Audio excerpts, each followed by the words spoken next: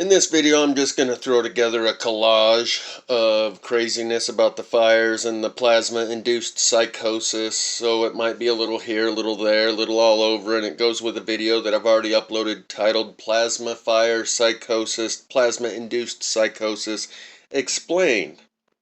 So let's start out with the president here, and it's sounding like he might be getting ready to blame plasma fire on E.T.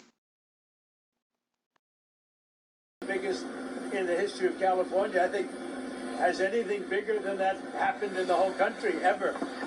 It looks like, I don't want to say what it looks like, but you know what I'm going to say. It looks like something hit it. And we won't talk about what hit it, but it is a bad, bad situation. The biggest in the history of California. I think, has anything bigger than that happened in the whole country ever? It looks like, I don't want to say what it looks like, but you know what I'm going to say. It looks like something hit it. And we won't talk about what hit it, but it is a bad, bad situation. The biggest...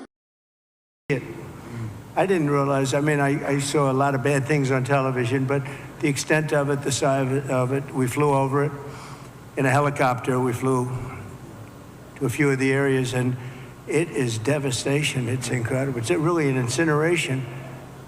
Even some of the chimneys came down, okay? When you have the chimneys come down, you know that's pretty hot stuff, and a lot of them were down. That was a bad sign, too. But I just want, you know, interestingly, because I was at Paradise, who is the general, right? A long time ago, I was at Paradise. What a beautiful paradise it was. And how is it doing, by the way? Are they rebuilding, right? Remember when he said, you were up here, President. I went there. I never saw anything like it. But you know what amazed me? I'll never forget it. The trees were okay, because the trees are loaded with water. They suck that water out of the ground, and this was an inferno, just like, I would say no different than this, and it was also the wind that caused a lot of problem. I mean, you had tremendous winds that there's not a lot you're going to do with it. You had up to 100-mile-an-hour winds. It's unheard of. But when I was in Paradise, I noticed that the trees, they were dark on the bottom, but they were absolutely living, and they lived because they're soaking wet. But the trees that were on the ground, within 12 to 18 months, they say 18 months at a maximum, you have to cut them up, take them away because they're matchsticks. But we saw that. You saw that with me. I commented at the time. I said, look at this. The house is burned down and the tree is standing, and it's, other than being a little different color on the bottom, and it went through an inferno. It's amazing. It's soaking wet. So I think they have to do it. It's called management of the floor. So, two things of note in what he just said. A, that the trees are still standing and the house is burned to the ground. And B, the chimneys are gone. That's even a plasma fire burn signature that I hadn't noticed, because when the chimney's gone, you can't notice. You have to know that there was a chimney there before in order to be able to see that it's gone. So that's a detail that he's bringing to my attention that I hadn't even made note of, because I don't know which houses had chimneys before now they're flat, a pile of dust.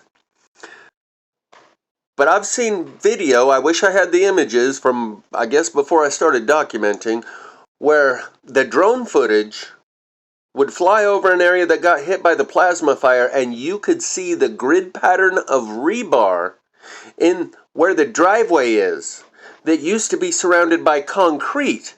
When they pour a driveway, they put a grid pattern of rebar right in the middle of the concrete. If it's a 6-inch thick slab of concrete, they put a grid of rebar about 3 inches deep down into it.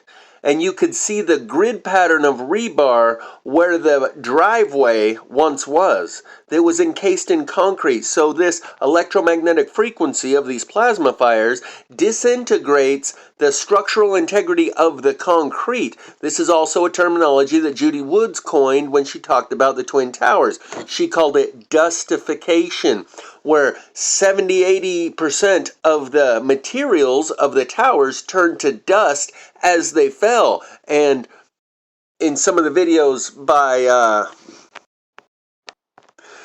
Mental Boost, he shows you can see it turning to dust as it's falling to the ground, leaving a dust trail behind it.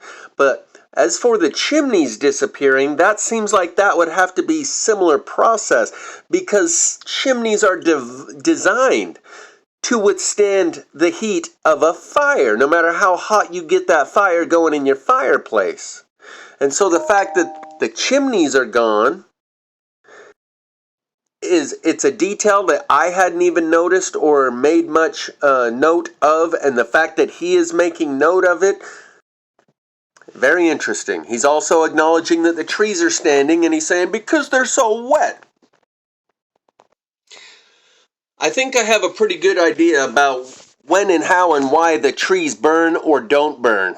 And in the video that I've already made titled Plasma-Induced Psychosis, I use Static in the Attic, who's trying to tell you that trees don't burn because they're wet and they're live, and green trees don't burn in forest fires.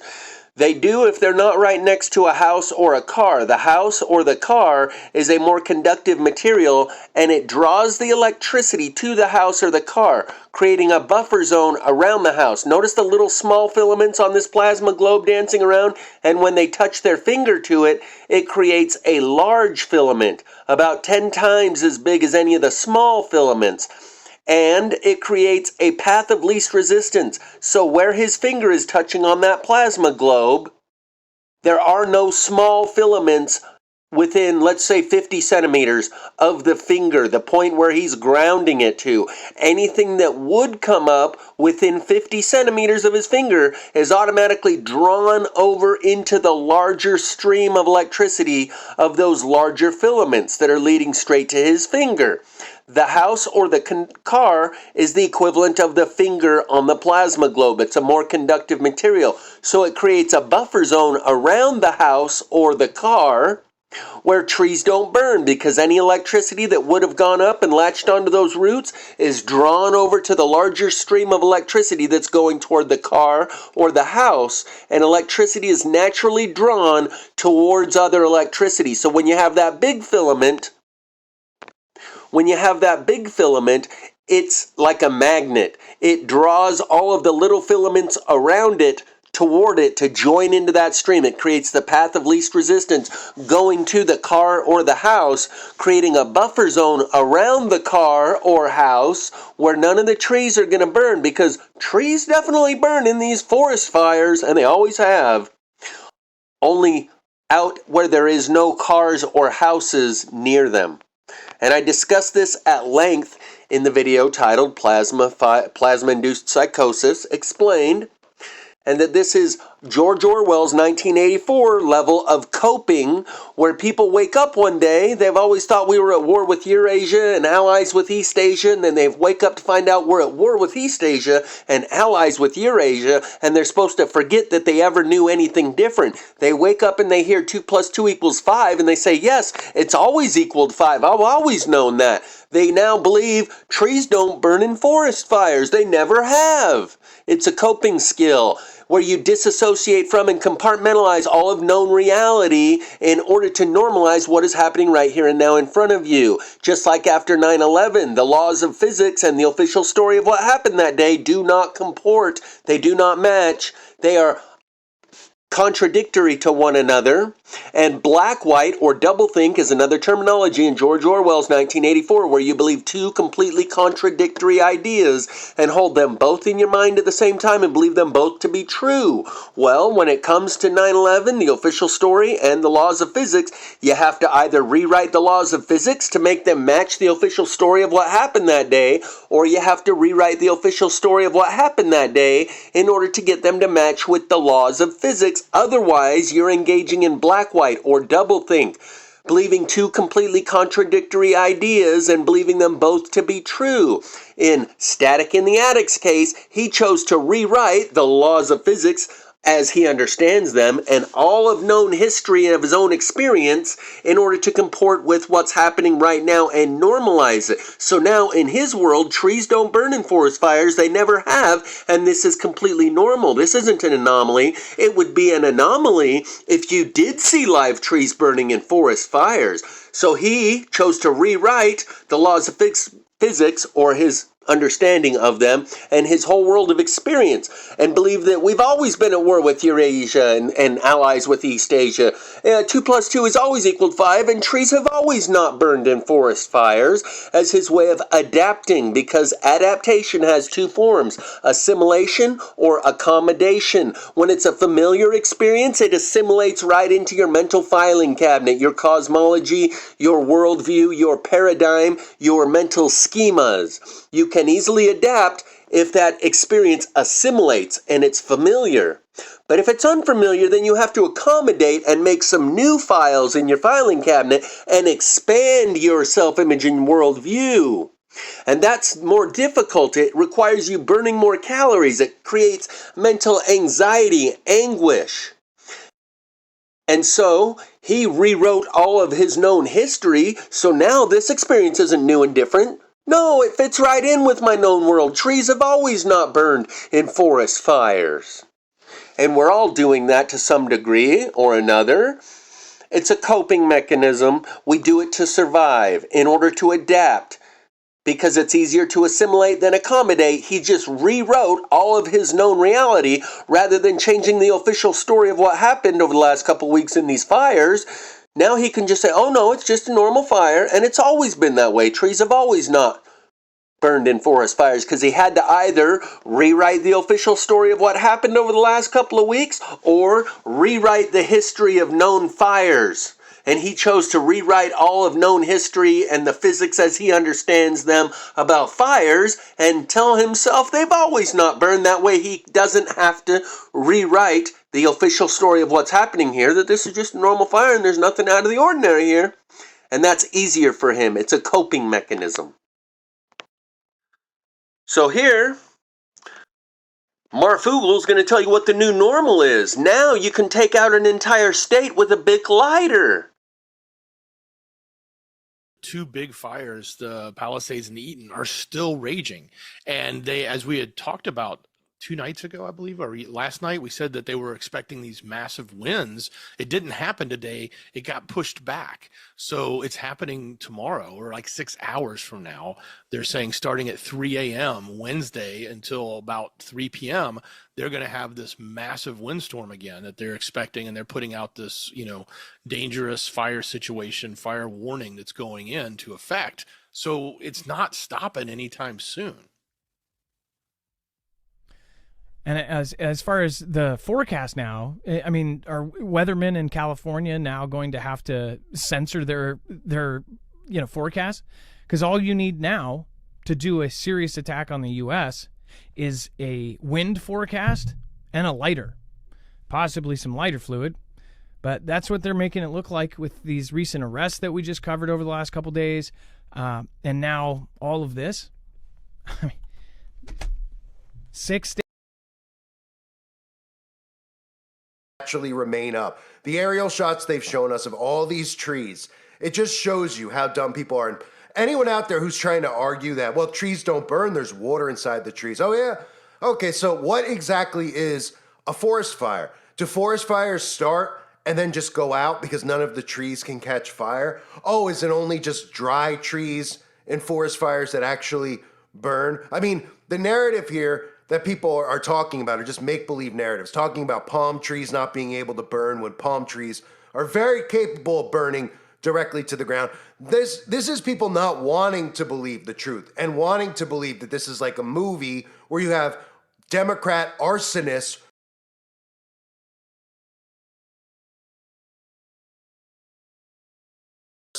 If you think an arsonist can cause fires like this by lighting a match, right? That's another thing. Let's just be clear here, right? Because you have all these stupid people who are like, not all the trees are gonna burn. Oh, so now homes are flammable. So if you had a lighter and you were gonna start a fire, right? You start a fire, so you were gonna build a fire and you have a lighter. You need a little tinder, right? You put it underneath the logs, you gotta light it, let it get hot, get the flame up, right? Then you got the wood. Oh, okay. Well, you need, tinder, right? Now, apparently people now believe that trees are not a form of something you could light and start a fire with, right? As if the trees wouldn't just catch fire, which is utter insanity, right? The whole notion of a forest fire is what? It starts in a forest, right? A wildfire starts with the tree. So where are the arsonists starting the fires? Are they just lighting each house on fire? Could somebody explain this to me? Are they running gasoline between the homes and then each house is catching and then the gasoline streak is running to the next home? Why is it that each of these homes is catching fire? None of the trees are, right? None of the surrounding area is. Just the homes. The homes are burning down. The trees are standing. And then they tell you it's an arsonist. An arsonist, of course, with no motive whatsoever. Be a smart city first in America, right? The stuff that people come up with to defend the system. They're coming up with these narratives to defend the government, right? It's the Matrix quote, right? They will defend this thing. They're so locked in. The quote is, the Matrix is a system. That system is our enemy, but when you're inside, you look around, what do you see? Businessmen, teachers, lawyers, carpenters. Many of them are so inured, so hopelessly dependent on the system that they will fight to protect it. And they're using the most ridiculous knowledge you could possibly imagine. I had somebody comment on my video about, the smart meters. And did you guys see the retro blue Volkswagen van miraculously survives deadly Los Angeles fire? If that is not blatantly in your face, a big hint right there, folks.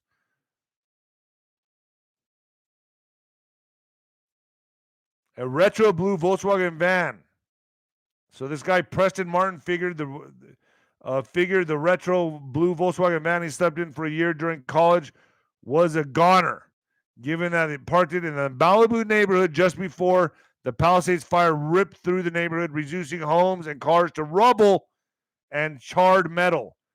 So the suburban maker was stunned to find that the vehicle survived. Why did it survive? Not only that, a photo of the vibrant bus taken an Associated Press photographer was circulating widely on television and online, giving viewers a measure of joy. Should tell you a lot. You know that the Chinese right now are putting blue tarps on the roofs. I'm just saying that. What do they know that's coming? Oh, thank you, Lisa Page. Appreciate it. So have you guys seen the picture of this Volkswagen van? Just untouched, completely untouched, not even a fucking black mark on it. Have you guys seen this? Yeah, we know why exactly.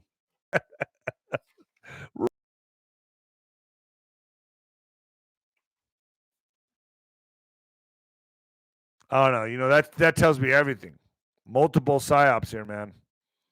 They got to spin the narrative. Don't look up. Don't look at the blue van.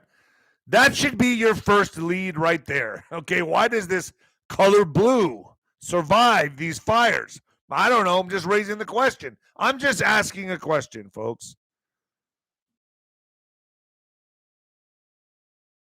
Every day that it doesn't get worse, but when you see fires, those are arson. Those are directed energy weapon things. They don't just start off and burn out a whole area there. And nothing with a blue tarp or a blue car color or blue whatever. I'm getting ready to paint my car, even if I have to put blue tape on it.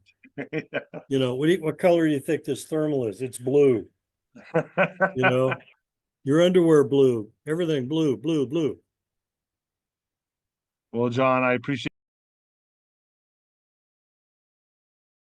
But before we do go ahead and get into that, I do have to ask, are the so-called powers that be, are they running some kind of psyop on us, some kind of mind game when it comes to the fires in California? So why do I ask that? I ask that because there was a big quote-unquote conspiracy theory, because everything is a conspiracy theory to them anyway, but there was a big quote-unquote conspiracy theory that only blue things survived the fires in Maui. People were putting two and two together. They were connecting the dots back to lasers, saying that certain frequencies could not affect the color blue.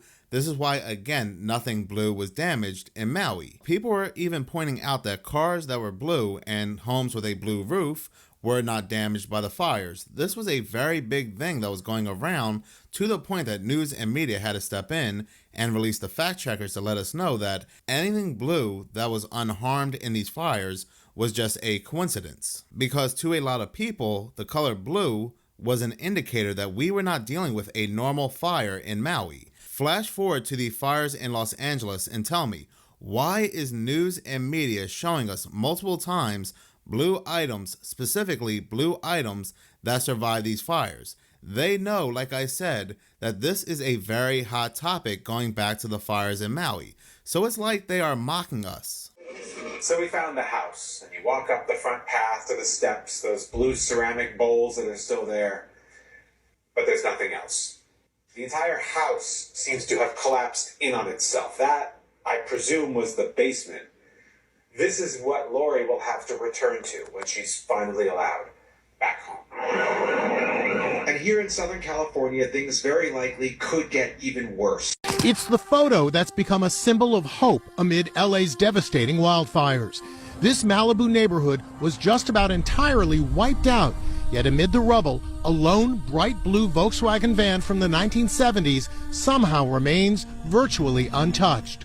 The van belongs to surfboard designer Megan Weintraub, who was surfing with friends in Malibu just before the fire laid waste to the county. Megan parked the 1977 VW Type 2 van on the side of the road, little realizing the horror that was about to hit. Look at the photo. Nearly everything is reduced to rubble, except for that disco-era van. And here is the van today, parked in the exact same spot where Megan left it when she heeded the order to evacuate. She can't come back for it yet because the neighborhood is still closed to the public.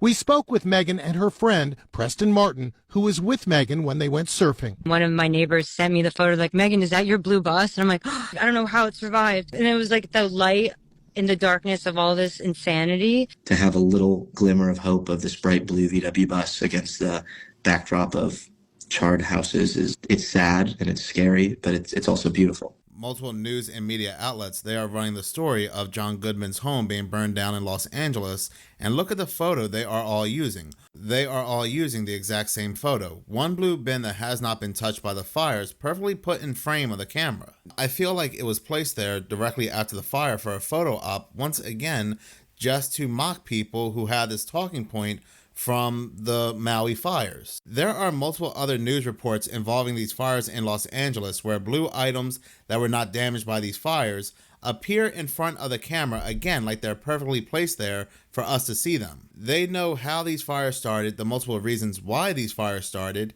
and now it's become a mind game. Now it's become mockery, showing us and telling us about these blue items. But talking about what's in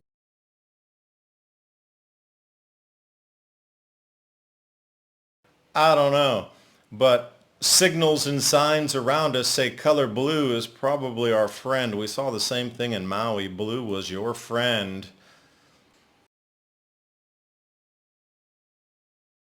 The firestorms pass, but they leave clues in the West Coast, jumping over to the bomb cyclone, descending on the... There's also, in these recent fires, you see a lot of these power lines on fire. The lines themselves are glowing red hot and flaming because these fires are electricity based. I've proven that beyond any reasonable doubt. In the videos where I show that the burn line follows the grain of the wood, which proves that it's not burning the wood on the outside with a flame, but it's burning it from the inside with an electrical current. It's far beyond proven that these fires are electricity based. We can debate whether or not it's directed or geomagnetic induction or lasers, but when you start talking about blue things, that's a red herring. You're misleading people. They can understand electricity, but you start talking about blue things and you lose them. So if you want to actually share this truth about these fires with the people, stop talking about blue things. Electricity. These fires can be explained in one word, and that's a concept that people are familiar with. A force people understand to some degree, even though none of us are very technically savvy about how electricity works. We all understand its existence. And when you say that one word, electricity, and tell them now, look at those fires and look for what you know of and your understanding of electricity, and you'll see the fingerprint of it all over. That's a way that you can actually get through to people. Blue things is misleading. It's a blue herring. It's meant to mislead people with irrelevant information and come to erroneous conclusions. They're putting more people in jail for arson. The Greek Prime Minister announced that they had arrested 79 arsonist scum. That was the headline of a video that I made, and that was the thumbnail of the video. These people are not responsible for these fires because these fires are electricity based. A person cannot make these fires happen. And if you walk into a courtroom and try and say, Your Honor, it's proof. Look, blue things didn't burn, you'll get laughed right out of the court. But you say electricity, the 12 jurors will be able to look at the evidence and go, yeah, I do see electricity. Even with their rudimentary understanding of electricity, they'll still be able to see it. So please, stop talking about blue things. You were tricked. You were fooled. You got duped. And every time you repeat that, you're investing in it further. People invest in things they've already invested in. So if you've made 1 or 2 videos talking about blue things, eventually you'll be able to see that, oh, okay, I was duped. I'll let that go and admit that I was wrong. But when you've made 15 videos talking about blue things, you're so highly invested in it, you don't want to lose your seed investment and admit that you were wrong. So you continue to invest and you are not willing to cut your losses. And so you continue to invest in it. That whole thing is based on confirmation bias, where you see the evidence of your pet theory and you disregard all the other evidence that contradicts your pet theory or does not support your pet theory. That's why these people that are talking about blue things, they'll see a green garbage bin, a black one, and a blue one, and they'll see the blue one and disregard the black one and the green one, and then even say, well, green is made out of yellow and blue. Doesn't that count? You're grasping at such a thin thread that's so far out there, you're jumping over the 800-pound elephant in the room in order to grasp at your little thread. You want to be the progenitor of the truth and deliver your great contribution to the conversation. It's a pacifier. It's a binky. It's compensation for an inferiority complex, where you're compensating for feelings of inferiority, insecurity, inadequacy, incompetence, and impotence. You're powerless. You're not potent. So you grab onto this thing. Now I'm knowledgeable. Now I'm confident and competent to navigate this environment. I know that blue things didn't burn.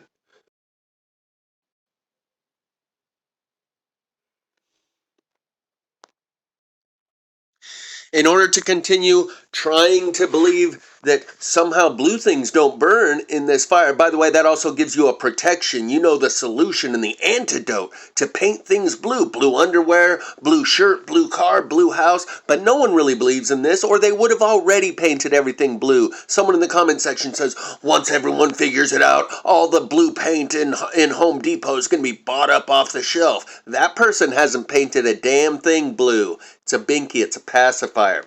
And the only way you can continue to believe in it is to disregard all the blue things that did burn and disregard all the other things that didn't burn of other colors, green, yellow, red.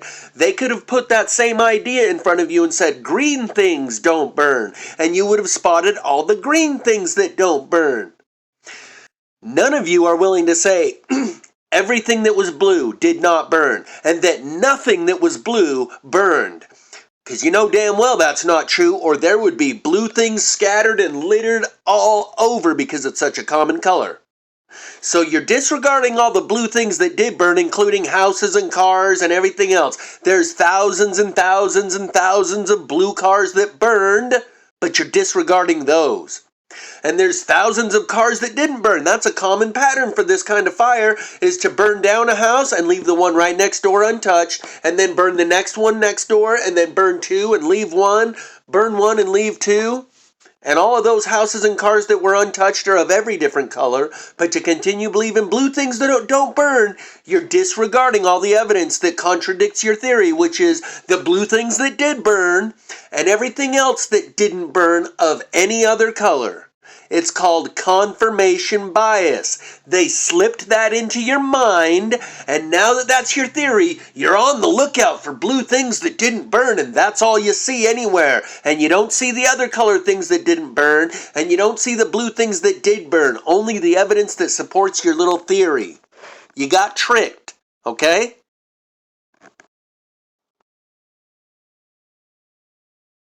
Going on in California right now. Everybody knows what's going on. And I just want to show you guys something that country folks know.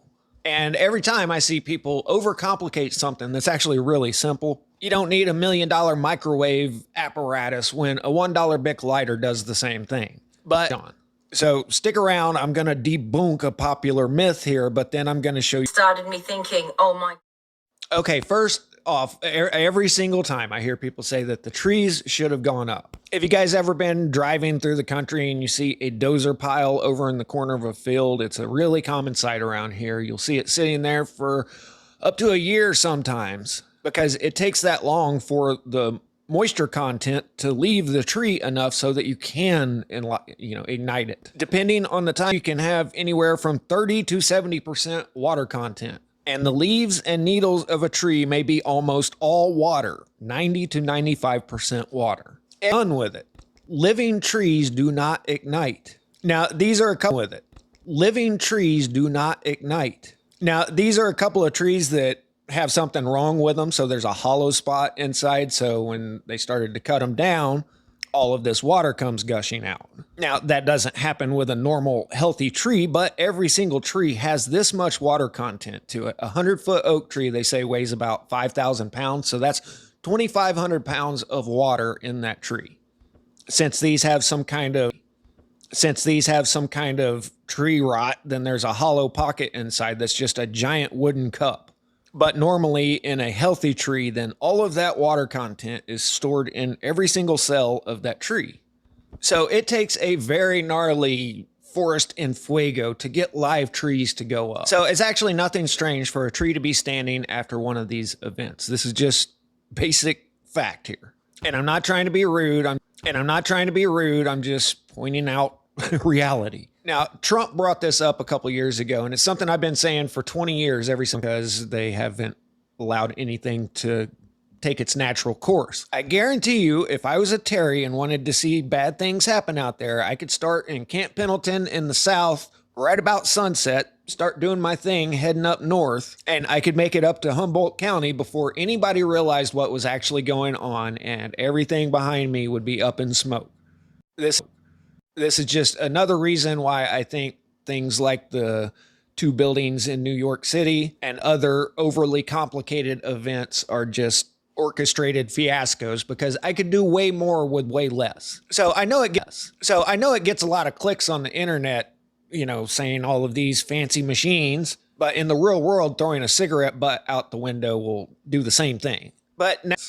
So I just thought I'd try to bring some facts to the table once again. Live trees do not ignite. You don't know.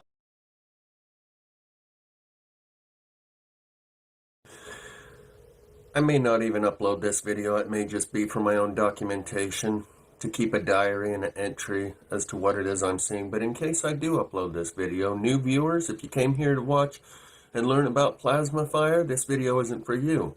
Watch the video I loaded about a week ago titled Plasma Fire 101 for Beginners.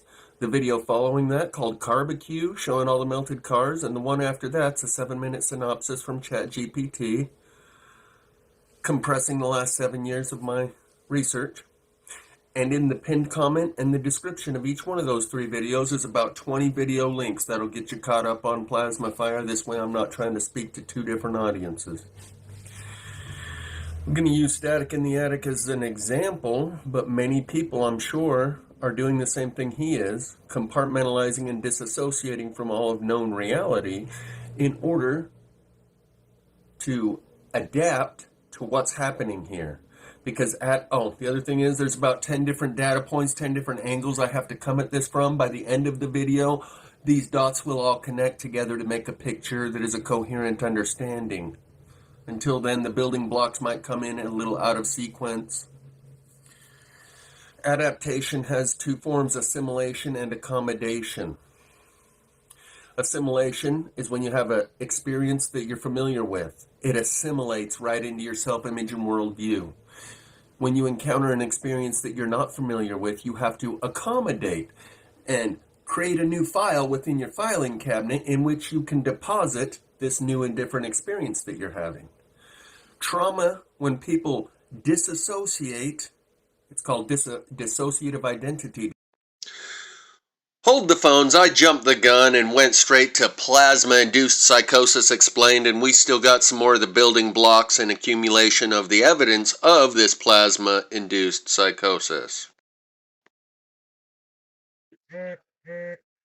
So I was seriously considering re-recording this video because I'm a bit hostile and belligerent and abrasive, and I go in pretty hard on Tracy. But I'm just going to let it roll and apologize in advance for being as abrasive as I'm about to be, and explain why I think it's very important that you stop talking about blue things not burning. Because electricity, if you're doing it for the people, you want to educate people about these fires. They understand what electricity is. They have a comprehension. They have a concept of electricity. Even though none of us really know a whole lot about how electricity works, we understand the existence of electricity and a very basic, rudimentary understanding of electricity and what it is and how it works. And so that is something you can show and tell your friends and family, and they can comprehend. You can say, think electricity, now look at those fires. And they can see that pattern within the fires themselves. Oh yeah, okay, the conductive material burns. This log over here, it looks like a lightning bolt streaked right through it. It's got a super charcoaled spot running right through the middle, and it's unburned on both sides. Okay, yeah, I see what you're saying, electricity. Oh, okay, I'm following you. And that's something that they could take to their friends and family. When you say blue things didn't burn, even if you get someone in your audience to latch onto that idea, that's not something that they can take to their friends and their family and say, hey, you guys, these fires aren't natural. Look, blue things didn't burn. The 79 arsonist scum that were arrested in Greece, that's the headline. That they arrested 79, quote, arsonist scum in Greece.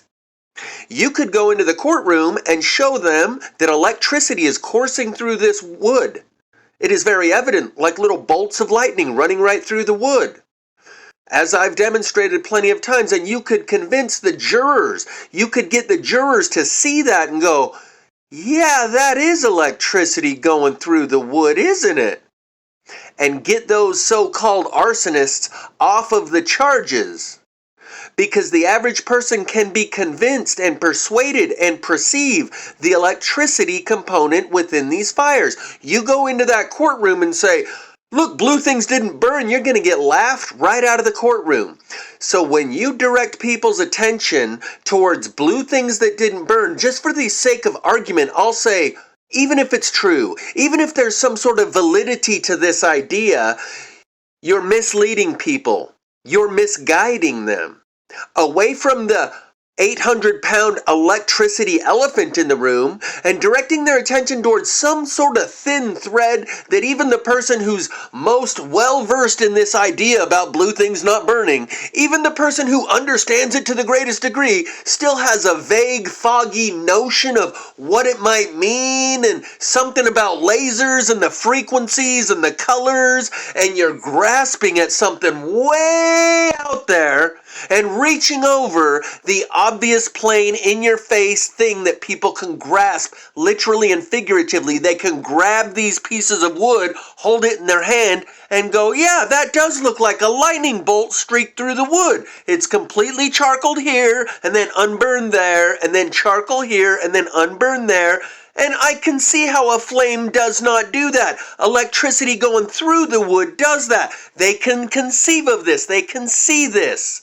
So if you're doing it for them, focus their attention and direct the focus of their attention to electricity, not blue things. If you're doing it to stroke your own ego because you want to be the one who discovers something for yourself and be admired for your great contributions that you brought to the conversation because you figured out the thing about blue things, then keep doing that shit. But if you're doing it for the benefit of other people, direct the focus of their attention to the electricity within these fires and shut the hell up about blue things. That was intentionally meant to mislead and misguide and confuse.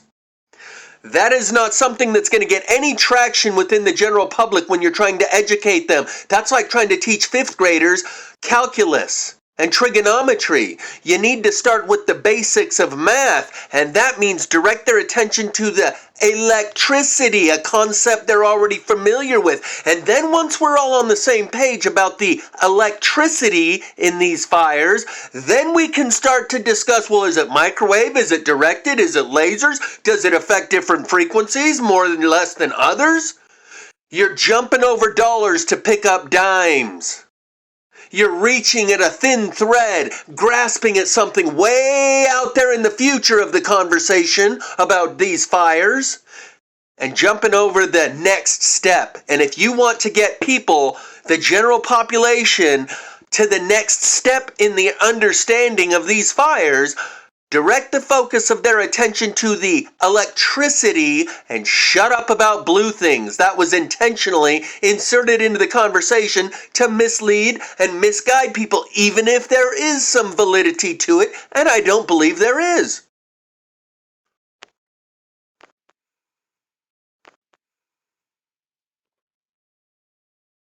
Video proof that these fires are actually starting from within the homes. There are people that do believe that these fires were started underground, maybe some kind of tunneling system, who really knows, and these fires are rising up into these homes and burning down these homes. Now, of course, a lot of these homes do video proof that these fires are actually starting from within the homes. There are people that do believe that these fires were started underground, maybe some kind of tunneling system, who really knows, and these. So what we just watched was a clip from a video put out by Minutes of Horror, and as you can see, he slid the image of Tracy and Shane from the Brush Junkie YouTube channel in front of the screen when he said some people think these are coming from underground, and then attached to it, maybe from underground tunnels, who knows, and then they're rising up into these homes and starting them on fire. That's how a counterintelligence propaganda operation works. You latch onto a conversation and drive the narrative in a different direction. Blue things is the same exact tactic. No, these fires are not coming from underground tunnels full of lizard people, human trafficking to pizza parlors. But that's what he did when some people think that these fires are coming from underground, maybe from underground tunneling system, who knows? He attached the idea of underground tunnels to the fact that these fires are coming from underground. That's a fact. In Brazil, they referred to them as subterranean fires. In Canada, they say we have to dig these fires up to extinguish them. They're burning deep into the peat. It's a fact that these are burning underground, but he goes and attaches the idea of underground tunnels so that when someone like me tries to talk to someone that's already came across Minutes of Horror's channel, if he's able to successfully attach these ideas to the conversation about these fires being underground, then when someone like me tries to have a conversation with them, they laugh me out of the room. Say, huh, you think they're coming from underground tunnels full of lizard people, huh? Human trafficking, the pizza parlors, and the Epstein Island too, I'll bet, huh? Yeah, okay, pal. Fires coming from underground tunnels, please. He attached that to the conversation about these fires coming from underground. And they attached blue things didn't burn to the conversation about these fires being unnatural. In order to get people start talking about that and splinter and fracture the conversation into 15 different directions. When you focus on electricity, you don't have to explain anything about directed energy weapons or where it's coming, whether it's natural and geomagnetic induction or lasers or anything else. All you have to do is get their attention focused on electricity, and once they see that and admit, yeah, okay, I see the electricity, you don't have to explain anymore. Let them come up with their own theories and explanations. The electricity is self-evident. It speaks for itself. You don't have to explain how or why or what caused the electricity. All you have to do is direct their attention to the fact, the self-evident fact, that there is electricity in these fires. The evidence speaks for itself. Once you put that in front of them, they can't deny it. They see it. They recognize, yeah, that definitely fits the pattern of electricity. all the metallic and all the conductive things are burning and the wood is not, and the wood that does burn burns like it's got lightning bolts streaking through it. You don't have to explain anything further than that. Let's get everyone all on the same page first about electricity. Then once we're all on the same page, then it might be appropriate to start talking about blue things didn't burn. Maybe we can get into the technicalities about frequencies and colors and lasers and all the rest. But until we're all on the same page, you're doing a great disservice to the truther community and the public at large, because this includes and involves all of them now, not just the truther community. And if you want the general public to become aware of what's happening and get up to speed, direct the focus of their attention to electricity and just keep that blue stuff under your hat until we're all on the same page and up to speed with the very basics. That will get traction. It's undeniable, and you don't have to explain how it works or anything else about it. Only that you can see electricity, and they will be able to see it too.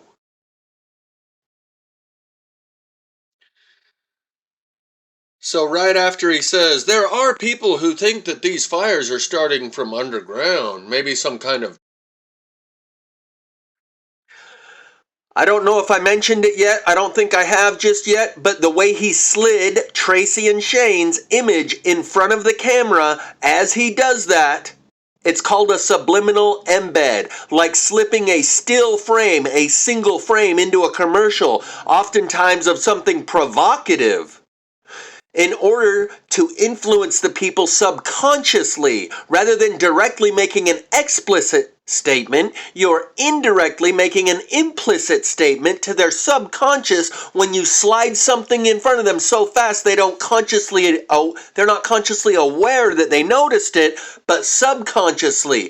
What is a truther doing slipping subliminal embeds into his videos? They're using Tracy and Shane, latching on to them as a way to infiltrate the truth community and insert these alternative narratives into the conversation. Watch once again how quickly he slides this image in front of the screen. It wasn't an accident. It wasn't an editing error. He intentionally slid this in front of the screen. And later on, I'll tell you about how I think this Minutes of Horror channel might be an AI, a large language model. You listen to the way he speaks, the words that have a TH in them, they all get pronounced the same. And this is something I probably shouldn't be mentioning. I should probably just focus on the electricity and tell you shut the hell up about blue things, and not tell you that this Minutes of Horror channel is probably an AI bot, because it dilutes and pollutes and redirects the conversation. You need to keep it concise, on point. Shut the hell up about blue things until everyone's aware of electricity.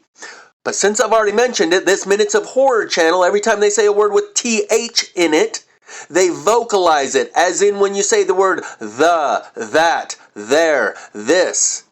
The other way that TH is pronounced, with only air flowing between the tongue and the teeth, they are not capable of doing it. Like when you say thank you, think, theory, they say thank you, think, theory, lithium, Thursday. That is the kind of syntax error you might expect to find with a large language model that's only been programmed to pronounce that syllable one way, instead of the two ways that we actually pronounce words with a TH in them.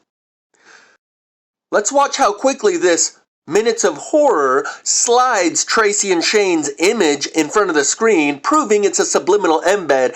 Ergo, that's not really a straightforward truther, is it? That's not some straight shooter shit. That's some slimy, underhanded shit that they're doing, along with attaching the idea of underground tunnels to the conversation about these underground fires. Don't let them attach blue things to the conversation any more than underground tunnels. Video proof that these fires are actually starting from within the homes. There are people that do believe that these fires were started underground, maybe some kind of tunneling system, who really knows, and these fires are rising up into these homes and burning down these homes. Now, of course, a lot of these homes do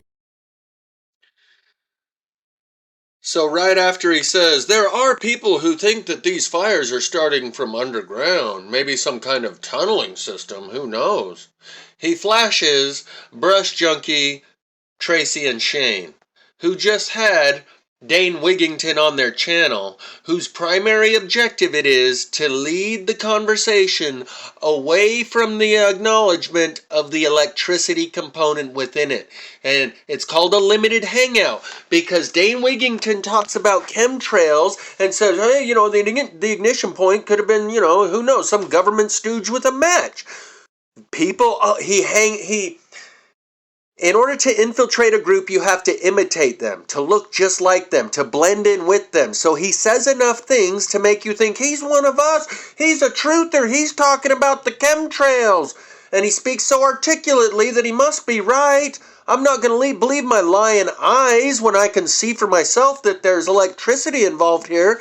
Dane here, who has been positioned as an authority on the subject matter to lead the conversation as a thought leader in the community, says that he doesn't think there is any energy component and it's just the aluminum dust as an accelerant and the wind working like a bellows. And he explains why the trees are burning inside, because they're dead on the inside and dried out from drought and a little ember gets into a crack. And he explains the glass being melted because you can, you know, melt a glass bottle in a campfire. And he explains why the trees are still standing between all the houses. He says you can't burn a live tree, it's wet.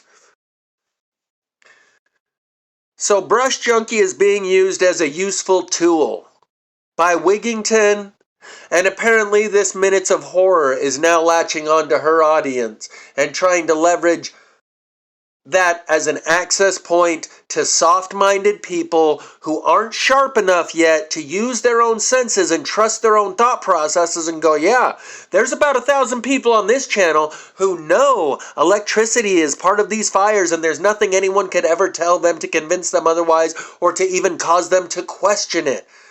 But Tracy and Shane, he keeps buttering them up, stroking their ego, saying, we need people like you, Tracy and Shane, because of how articulate you are to spread this message. Power to the people. And he says, you know, it could have been a government stooge with a match that started it. Clearly he's not working for the government if he's pointing his finger at the government. He is. And that's the reason that A Plain Truth, Jamie Lee of A Plain Truth, had a real big beef with Dane Wigington because he would never acknowledge what is obviously true about these fires, that there is an energy, a current, an electricity element to them that is very self-evident to anyone who is willing to look at the evidence. Dane refuses to look at that evidence, blows it off and dismisses it with all these bullshit excuses. You know, with the wind and the chemtrails, it could have been as simple as a government stooge with a match. He's leading you away from the acknowledgement of the electricity component in these fires, and he's using Tracy to propagate that message. Sorry, Tracy, you're out of your league. I'm in a league of my own. There isn't another single person out there who's went around and noticed, it's not just these 4 or 5 fires from Paradise to Lahaina, it's every single fire across the planet over the last 7 years that bears these evidence of electricity.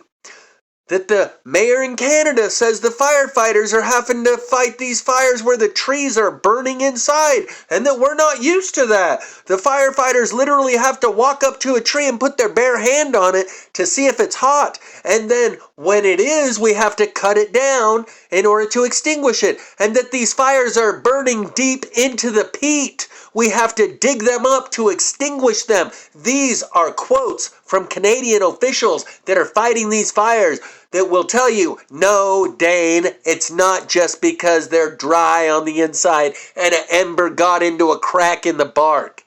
But people like Tracy over here are malleable enough that she is like putty in his hands. So that's why he's tuning into you, Tracy. Tracy who said, I'm going to look through these fires, you guys, and see if I can find any blue things that didn't burn. And when I do, I'm going to make a video about it. That's a red herring meant to mislead. In order to believe that shit about blue things not burning, you have to dismiss all of the blue things that did burn and all of the things of every other color that didn't burn. When you see those garbage cans and recycling bins tipped over, they're black and green and blue. But you're going to latch onto the blue ones and dismiss the green and the black ones. It's because they're plastic, and plastic is microwave safe. These disinformation agents are necessary to keep the world from completely spinning out of control. Because if the general public got a hold of this understanding, the basic element, electricity in these fires, they would look around for themselves and be able to see, holy shit, you're right. That is really clearly fucking obvious, self-evident, undeniable. Once you accept that simple truth, electricity in these fires is what is perpetuating them. They are 90% electricity, 10% flame. And literally 15 minutes before I came on, I was talking with my wife that we're going to be getting some blue tarps. And I think everyone should. Everyone everywhere should get every blue tarp in this country and start blue tarping every roof, because I've been in firestorms, and like I said, there aren't words to describe how it's like being in hell. You can't even breathe the air. No matter where you decide to try to go, you feel like there's no way I can get to safety. But what you will notice in a firestorm is everything burns. Every blade of grass, every tree, anything that can ignite, ignites. And yet what we are seeing is cars parked under trees, melting into the ground, and the tree is fine. These things are not normal. But literally 15 minutes before I came on, I was talking with my wife that we're going to be getting some blue tarps. And I think everyone should. Everyone everywhere should get every blue tarp in this country and start blue tarping every roof, because I've been in firestorms. Blue tarps. Now, I don't know if he just bought into that bullshit or if he's intentionally pushing it and knows that it's bullshit. Either way, it doesn't matter. That bullshit is contagious. Mental illness is contagious. Denial is a mental disorder that most people have. But the others, the truthers, latch on to shit and run with it. And this whole blue things don't burn is absolute bullshit.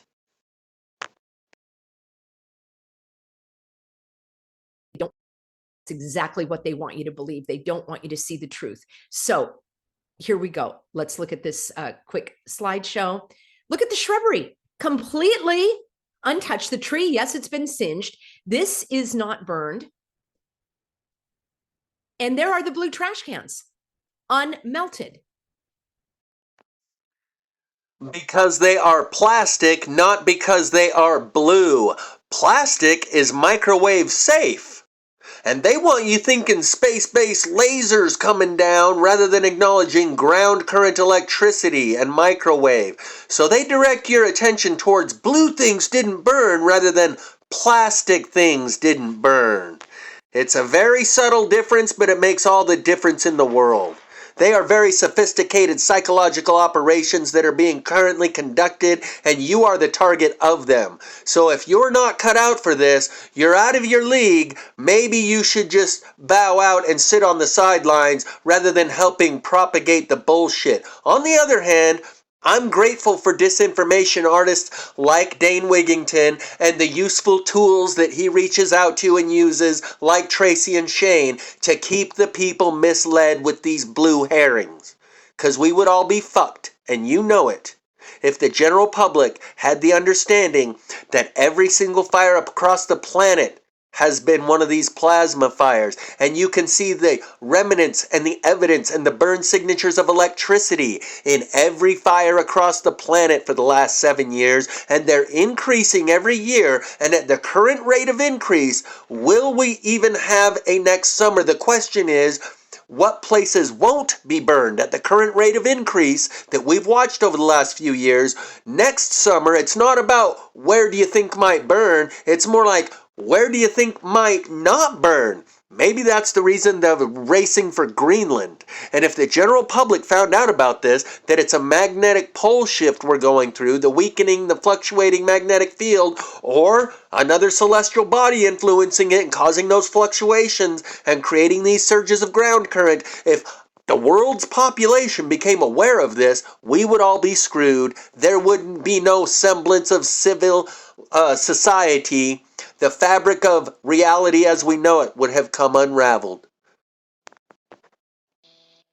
You're going to see something that stands out here in a minute. Glaringly obvious. Look at all the carnage, and you're going to see something that's still intact right around the corner. Something that melts at an extremely low temperature compared to all these metals. It's plastic. The fence on the right-hand side. Plastic. Plastic is microwave safe. Metal conducts the electricity. That's why the fence is relatively untouched, and everything else is completely destroyed.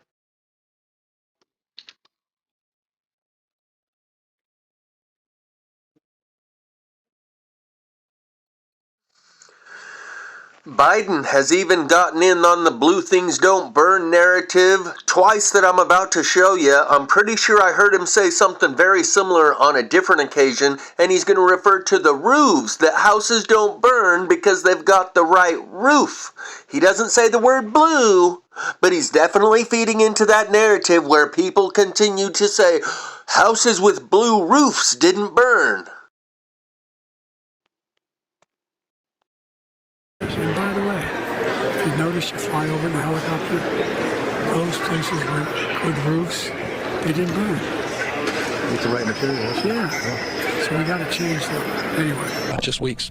Because if you fly over these areas that are burned to the ground, you'll see in the midst of 20 homes that are just totally destroyed, one home sitting there because they had the right roof on it. And anyway. So Dane Wigington says the reason that trees are still standing between houses, and again, before I get off the blue things, remember, even if there's some legitimacy to the idea that blue things didn't burn, that's about 1/10,000th as effective at getting through to people, getting them from kindergarten into first grade, is going to be done by telling them electricity and directing their attention to the electricity in the fire, not the blue things that didn't burn.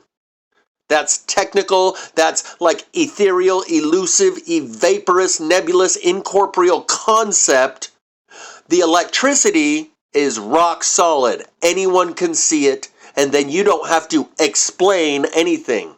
It's not about a theory or an opinion. It's a fact, and you can direct their attention to that fact.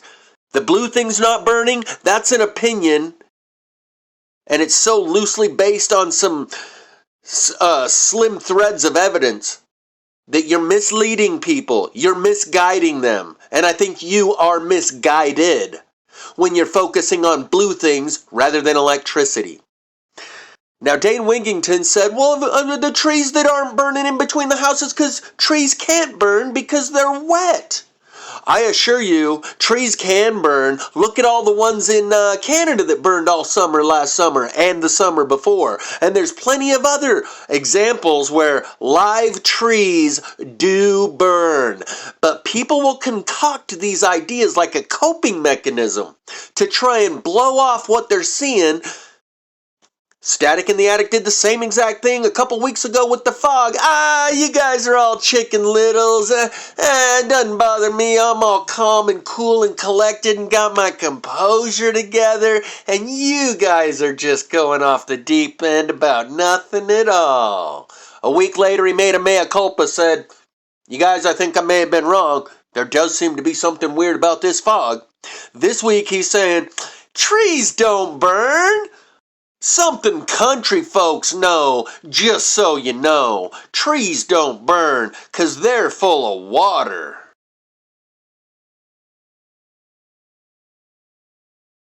A tree, then all of that water content is stored in every single cell of that tree.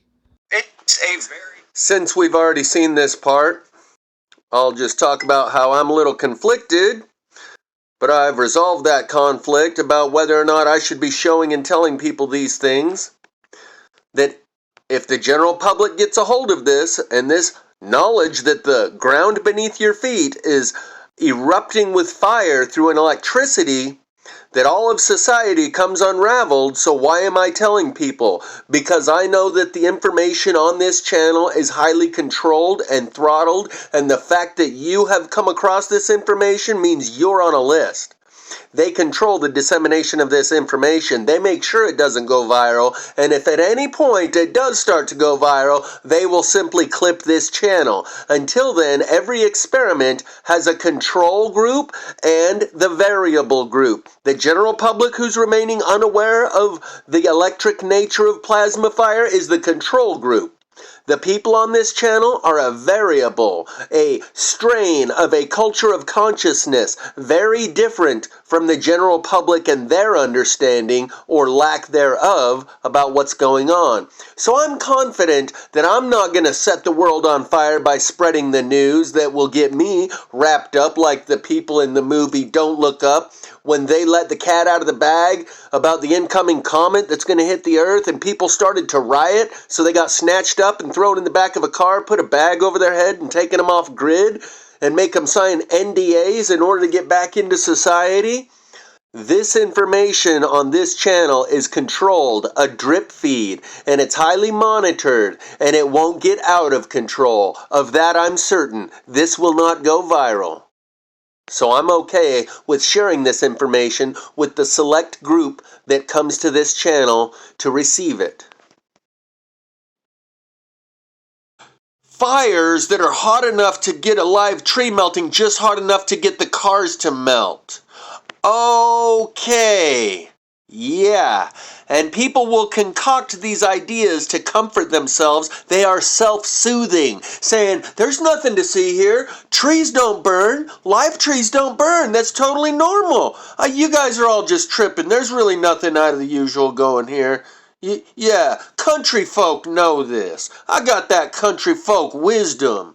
Trying to be the 800-pound gorilla on the hill that others look to for their signal. And as long as that 800-pound silverback up there is on point, is nice and calm, everyone else will remain calm too. And when that 800-pound silverback gorilla on the top of the hill who's at the lookout point starts freaking out, everyone else freaks the fuck out too. So he's trying to be calm and keep everyone else calm and act like nothing phases me. You can't tell me nothing I don't know. I got that good old country boy folk wisdom, and trees don't burn.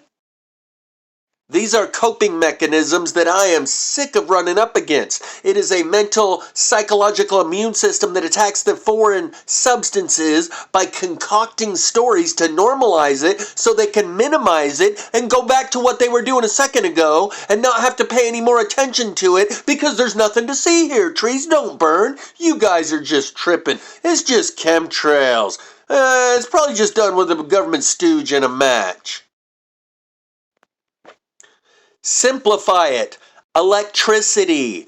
Don't even talk to the average people, because that's who you're reaching out to. If you're in an echo chamber and you're preaching to the choir in a room full of other people who are already very aware of this, then sure, talk about the technical things and reach and grasp for far out technical ideas and stretch your ideas as far as they can go. But when you're trying to reach out to the general public who isn't aware of these fires, electricity is what you can use to get a lot of traction in getting them from where they are now to the next step of understanding. Electricity. And then you don't even have to explain it. Directed energy weapons, laser beams, blue things didn't burn. That's all bullshit to distract and mislead and misguide you and splinter the conversation and add confusion to where no one knows anything and they think, well, everyone's all confused. No one here seems to really know anything anyway. So when I come along and say, no, I do have the answer,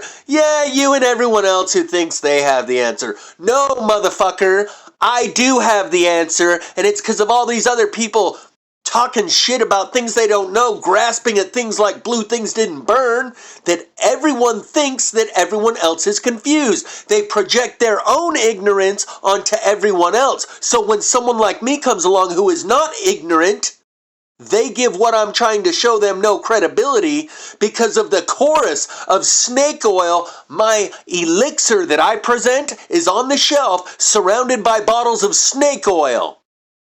So they don't even recognize what it is that's being offered to them. The truth. Give them the truth about electricity. Stop trying to grasp about blue things.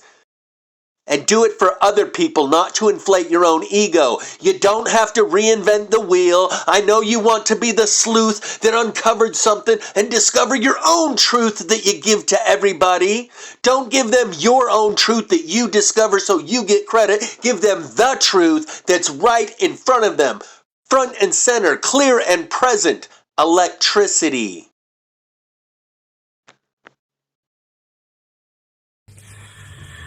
I'm going to use Static in the Attic as an example, but many people, I'm sure, are doing the same thing he is, compartmentalizing and disassociating from all of known reality in order to adapt to what's happening here. Because the other thing is there's about 10 different data points, 10 different angles I have to come at this from. By the end of the video, these dots will all connect together to make a picture that is a coherent understanding. Until then, the building blocks might come in a little out of sequence. Adaptation has two forms, assimilation and accommodation. Assimilation is when you have an experience that you're familiar with. It assimilates right into your self-image and worldview. When you encounter an experience that you're not familiar with, you have to accommodate and create a new file within your filing cabinet in which you can deposit this new and different experience that you're having. Trauma, when people disassociate, it's called dissociative identity disorder. Split personality and or schizophrenia, it's all the same thing. When someone's having an experience that they cannot file in their filing cabinet, it doesn't fit anywhere, and often this happens with young children regarding what their uncle did to them as a child, and they don't even remember it until they're 30 years old and start having flashback memories. Because they disassociated from that experience that didn't fit into their schemas, their strategies for success in life, their worldview and their paradigm. Nowhere could they find a way to reconcile this thing that my uncle's doing to me after my parents leave at night. That kind of shit. Or Bourne Identity, Jason Bourne, where they traumatize him to split his mind in two. And in his regular personality that he uses 90% of the time to interface with society, he's just like an accountant at work. But in the other part of his personality, that he's a trained assassin.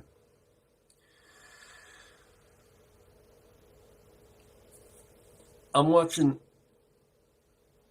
Static in the Attic completely compartmentalize and disassociate from all known reality in order to explain away the current thing that's happening, these fires over the last couple of weeks, and say that trees don't burn in forest fires. No, they never have. It's always been this way. So his way of accommodating, instead of making a new file for this new and different experience, he's rewriting all of his old files in order that they do match up with this experience. Trees don't burn in forest fires, and they never have. It would be an anomaly if trees do burn in forest fires. Only extraordinarily exceptional occasions when it's a super duper hot fire does a green or live tree burn in a forest fire. So now what we're seeing here, these wildfires where the trees don't burn right next to the houses that do, that's normal. It would be an anomaly if the trees actually did burn. Like 9/11. The official story of what happened that day does not comport with the laws of physics. They don't mesh, you cannot reconcile the two. That's why we have things like architects and engineers for 9/11 truth. Those architects and engineers are very familiar with the laws of physics that they use in the process of architectural building of these skyscrapers and engineering of these structures. And they know that the science, the laws of physics, doesn't match with the official story of what happened that day. So in order to get one consistent line of logic and reason and not have your mind split in two, black, white, or doublethink, where you believe in two contradictory ideas and believe them both to be true, in order to get one coherent line of logic and reason and reintegrate our consciousness rather than disintegrate and separate it in two, you either got to rewrite the official story of what happened on that day in order that that matches up with physics, or you got to rewrite the laws of physics in order that they match up with the official story of what happened that day, and Static in the Attic has chosen the latter. Instead of rewriting the official story of what's happened over the last week, saying, okay, it's not an ordinary, regular, run-of-the-mill forest fire, we need to rewrite the official story of what happened here because it's something different, he chose to rewrite the history of all known reality, and now, according to him, trees don't burn in forest fires. That's like George Orwell's 1984, where we're at war with Eurasia and we're allies with East Asia. And then the next day you wake up and you hear that we're at war with East Asia and we're allies with Eurasia, and you're supposed to rewrite your mind to where this is what you know, and now it's always been that way, and you don't remember a time that it was any different. 2 + 2 = 4. And then you wake up one day and they say 2 + 2 = 5, and you're supposed to know that to be true, and then know that to always have been true, and not remember that you ever knew anything different. And that freedom is being able to hold that space between your two ears and know that 2 + 2 = 4.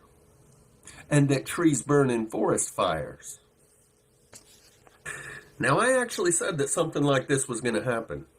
And I was referring to all of my experiences: sun tunnel, airborne aircraft carrier, black dot craft, microchipped population, plasma fire, portal in the cathedral, not clouds that demonstrate they're clearly intelligently controlled. And that all of society would encounter these experiences, much like I have, and they would have to disassociate from and compartmentalize all of known reality in order to deal with what's happening here and now, because it doesn't fit. You cannot reconcile the two.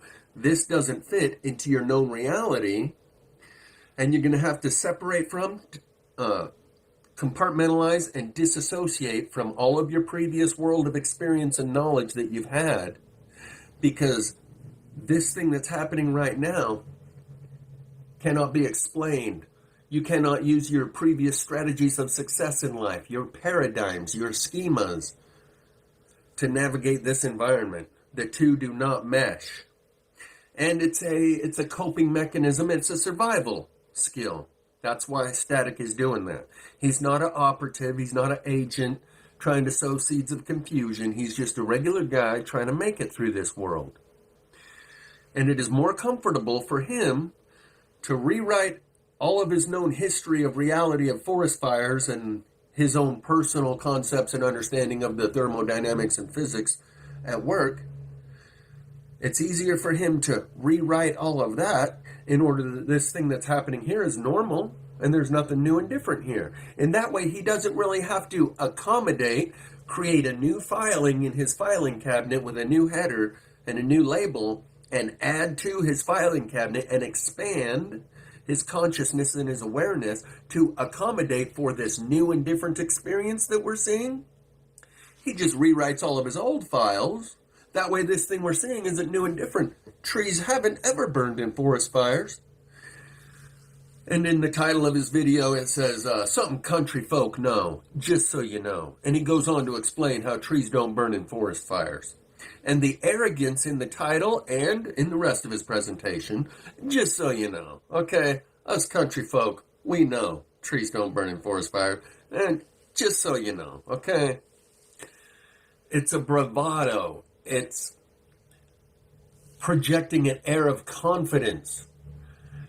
That of a confidence man speaking with extra confidence. It's actually a compensation. They call it little man syndrome or an inferiority complex, where you feel inferior, incompetent, insecurity, inadequacy, and impotent, not potent or powerful. And in order to compensate for those feelings, you overcompensate and act real confident, just so you know, okay? None of us are competent to navigate this environment. None of us are adequately prepared to navigate this new environment. We are all brand new to this. Nothing you've ever experienced has prepared you for this experience. That's why you'll have to disassociate from all your preconceived ideas and all your strategies of success in order to navigate this new and different environment, because nothing you've ever experienced is affords you the ability to be equipped to handle this. But him? No, I'm not brand new. This is old hat. I've always known that trees don't burn during forest fires, and just so you know, and the fact that he says something us country folk know, it's the same thing that happens in religion when you associate your perspective, your point of view, and the position that you take on a subject matter with all these other people who believe the same thing. It multiplies the validity of your position on that subject. Me and all the people of my religion, we all know this. It multiplies the validity and divides the responsibility. Well, if I'm wrong, then at least we're all wrong. And I'm not responsible for the consequences of our beliefs. I'm only one of a billion other Christians. I'm only 1/1,000,000th responsible for the consequences. Multiplies the validity. Me and all us country folk, we all know. Just so you know. It's a coping mechanism. He's just trying to survive because that's what's at stake here. And they will fight like it's life and death, because it is death. Ego death. The death of your self-image and worldview. Your sense of I am is at stake and on the line here. And he wants to cling to what he's always known. That's why older people like what's tried and true, and younger people like what's new and different. Because you have to accommodate these new and different experiences and expand your mental filing cabinet when you're young, because just about everything is new and different. Then you're comfortable with that way of life. You enjoy and even seek out new and different experiences. In the latter part of your life, you don't like anything new and different. You want everything that's tried and true. You spend the first half of your life gaining wisdom and knowledge, and you want to spend the second half of your life applying that knowledge that you've gained in a world where all of that knowledge is applicable. It's a useful strategy of success in life, these things that you learned during the first half. You don't want the environmental circumstances to change and suddenly all your strategies for success no longer apply within this world that's changed. So I'll just go rewrite my files of history of everything I've ever known and say, no, nothing's changed. It's always been this way. Trees don't burn in forest fires. Whew, that feels a lot better than having to expand my filing cabinet, acknowledge this is new and different, rewrite the official story of what happened over the last week to comport with all of known reality, my laws of physics as I understand them personally. Because then I'd have to acknowledge there's something new and different, expand my filing cabinet in order to accommodate this new and different thing. Instead of doing that, I'll just act like it assimilates. In order for me to adapt, there's two types, assimilate or accommodate. In order to adapt to this, I can assimilate it into my worldview as if it's familiar and normal and ordinary if I just rewrite all of my history of known experiences to fit what's happening here and say, no, trees have never burned in forest fires. This is normal. This isn't an anomaly. No, it would be an anomaly if a tree did burn in a forest fire. And that's what he says. Only in extremely hot fuegos, or whatever the fuck he tries to say. I'm trying to keep it down. I don't want to wake my neighbor.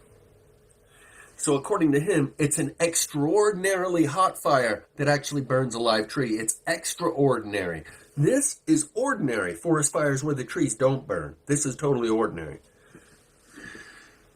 And I actually said that something like this was going to come along. I kind of perceived it as being a little different when I said that everyone is going to have to experience the things that I've encountered. I just ran down the list. And when they do, they're going to have to compartmentalize and disassociate from all of their known reality, because all those strategies for success in life are not applicable to this new and different environment we find ourselves in, including the sun tunnel, airborne aircraft carrier, black dot craft, microchip population, plasma fire, not clouds, and even the portal in the cathedral, but we don't talk about that much. And now I'm seeing it happen. Not wholesale, completely disassociate and compartmentalize everything you've ever known, just parts of it, in order to adapt to these fires. That way you don't have to accommodate. You can just assimilate them right into your world because they make sense and they fit right into everything you've ever known. It's always been this way. Trees have always not burned in forest fires. 2 + 2 has always equaled 5, and we're always been at war with Eurasia and allies with East Asia. I've heard some of these testimonies of people like after the Paradise Fire, a family that's being interviewed after like 6 months or however long it'd been. And they said it's like we don't even remember life before the fire. We've got like pictures, family pictures and stuff that we still saved. But it's like we don't even remember life before the fire. It's like our memories only go back to the point of the fire, and we only remember from the fire forward. It's almost like we don't even remember anything from before. That's a survival mechanism. That's a coping mechanism. Because what happened before doesn't matter. In order for you to survive what's going on right now, you need to deal with what's going on right now. Your preconceived ideas, your previous world of experiences, those don't matter in this world of what's happening now. It doesn't matter what happened before, so you compartmentalize and disassociate from those experiences and that known reality. And when I've said this before, that's what's going to happen. People are going to have to compartmentalize and disassociate from their whole known reality when they encounter things like sun tunnel. That changes your I am. Or the sun simulator. That changes your I am. Your ego death. Your self-image and your worldview has to change right now. People throw around ideas about flat earth and the dome and the sun simulator just as like intellectual exercises, like play toys, like thought experiments. But when it's no longer a thought experiment, it's your present reality of your first-hand personal experience. That's when it changes you. And this is what makes the jailbreak so difficult, because people are enslaved in their hearts and minds. And as soon as someone comes and punches a hole in the cell wall of their worldview that they've been given, they run over there and they grab the bricks and mortar and start filling the hole in. Start rewriting their history. Anything to grasp, to hold on to the world as they know it. When they're shown something that dislodges them from that world as they know it, and those bricks are punched out, they perform these mental exercises like, no, this isn't something new and different, unlike anything we've ever seen. Trees have always not burned in fires.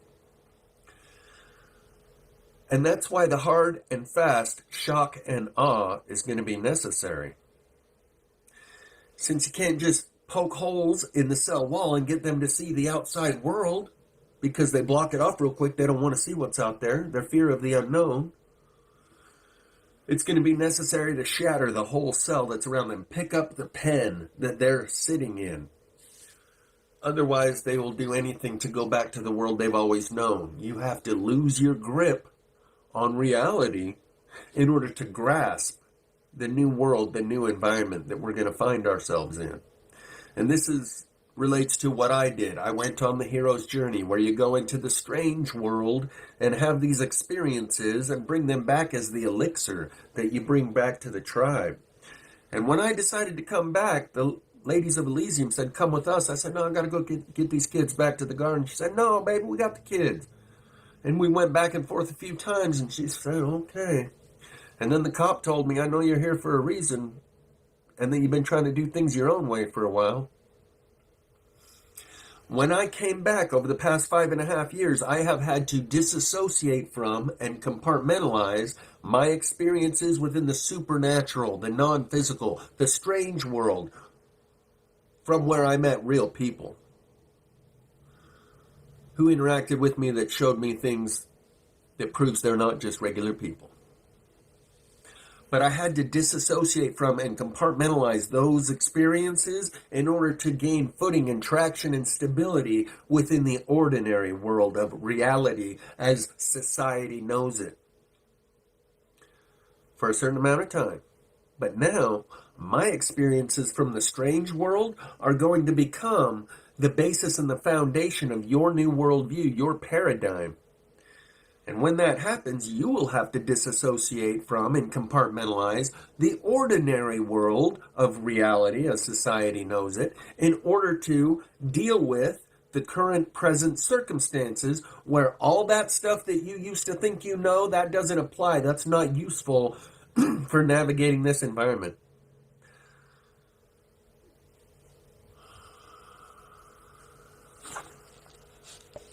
Plasma fire proves people don't have free will like they think they do, and that they're under heavy mind control. Thus the jailbreak. I've been working on a jailbreak.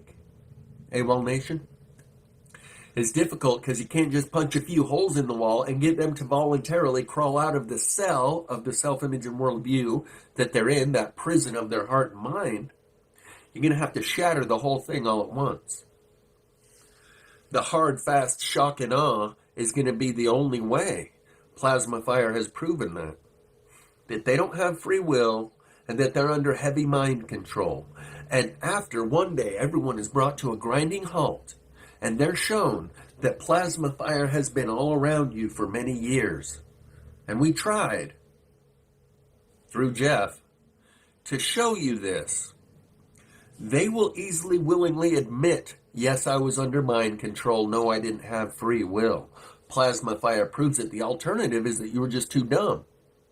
And once you're forced to see it, because if you're not forced, you'll do things like Static in the Attic in order to not see it, in order to stay in your comfort zone of the world as you've always known it. Every time you're given an opportunity to incrementally acclimate you to the outside world that you don't know, latchkey hustle, our sky's full. Each time you're given the opportunity to incrementally acclimate yourself to the outside world, you block it out. Occasionally men will stumble across the truth, but most of the time they pick themselves up and hurry off as if nothing ever happened. That's what Static's doing, in order to stay in the comfort zone of reality as he's always known it. Once people are forced to reconcile and see the trees were burning all around you from the inside for years. Houses and cars were melting next to trees that weren't burning. You didn't notice. It's like one of those drawings that you give a 5-year-old to test their perceptual abilities and their logical, rational, logical, deductive reasoning skills. It's a drawing of a living room or a bedroom. And there's a pair of shoes stuck to the ceiling. And the kid is supposed to see that and go, what's wrong with this picture, right? You ask them, what's wrong with this picture? And they're supposed to see the shoes stuck to the ceiling and go, shoes don't go on the ceiling, they go under the bed or by the door. They can't be on the ceiling. And when they do that, you go, okay, his mental faculties are developing. He's on par with his peers. He's doing all right. The people around us didn't notice the shoes stuck to the ceiling. The trees burning on the inside all around us. Once they're broken out of that mind control, they will willingly accept and admit, yes, I was under mind control. There was no way we could have not seen that or not responded to it. Thus, you didn't have free will to see whatever there is to see and to pay attention to whatever you choose. You were only able to see and pay attention to and respond to what you were told to. And you take your cues of what you should see and what you should not see from the rest of society, the Ash effect, when all other 9 people around the table said, which line's longer, A, B, or C, and everyone else around the table says B, and you can clearly see it's C, but you abandon your own senses and you go, yeah, it's B, because everyone else said that. Groupthink is the strongest, oldest, most effective form of mind control, and that's where you took your cues from. There's just this one guy pointing out the trees are burning on the inside. No one else seems to see it, so I'm going to go about my business. Once they are brought to a grinding halt and showed what you didn't notice over the last 7 years, your choices are either you're just too dumb, or you were under some heavy mind control and your free will had been circumvented. Otherwise, if those two things aren't true, your free will has been circumvented. You don't have free will to see and pay attention to whatever you choose. and respond in whatever way you choose, or there's no way that you wouldn't have noticed that and wouldn't have responded. The fact that you all didn't notice and didn't respond proves it is self-evident. You were under heavy mind control. You didn't have free will, or there's no way that you wouldn't have noticed this and wouldn't have responded. And the only way they're going to see that is if it's a hard break, shock and awe, seizure of all the lines of communication, neutralizing of all military forces and police forces, and even militias, so that each individual has a choice for themselves as to what they will do in this process as we walk between worlds. They won't have to go along with what everyone else in the community thinks. And this revelation will bring all governments to a grinding halt.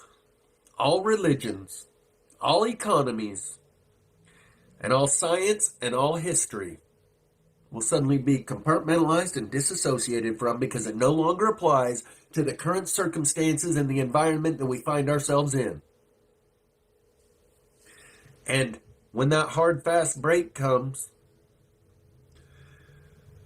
in order for the individual to have a choice to do as they will, to give them back their free will and free them from the groupthink mind control, all of these other groups will have to be disbanded.